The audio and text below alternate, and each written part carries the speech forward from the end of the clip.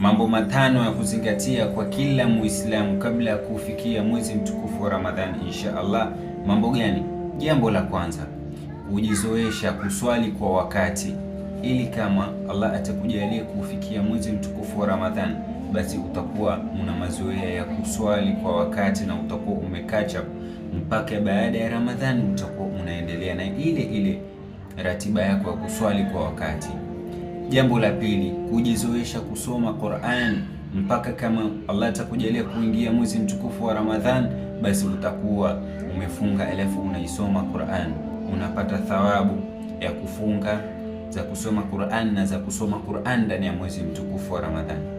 Jambo la tatu, kujizoesha kuamka usiku kuswali tahajjud na swala za usiku, ili ikifika Ramadhan inakuwa rahisi, unakuwa una uwezo wa kuamka usiku, unaswali swala zako za usiku na unazidisha thawabu zako, unapata thawabu ya kuswali na thawabu za kuswali pia ndani ya mwezi mtukufu wa Ramadhani.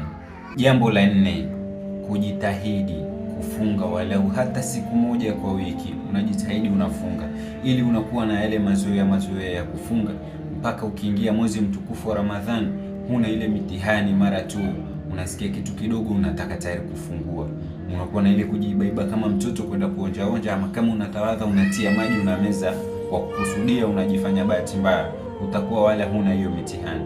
Jambo la tano na la mwisho ndio la muhimu zaidi, kila siku unaomba hii dua, Allahumma balighna Ramadhan, Allahumma balighna Ramadhan. Ewe Allah, tujalie sisi tuweze kuufikia mwezi mtukufu wa Ramadhan insha Allah. Ewe Muislamu, hakikisha unawasambazia ujumbe huu Waislamu wenzako kama sadaqatul jariya, na unafollow kurasa huu kwa mafunzo zaidi. Assalamu alaikum. Tumuombeni Allah sote aweze kutufikisha katika mwezi mtukufu wa Ramadhani.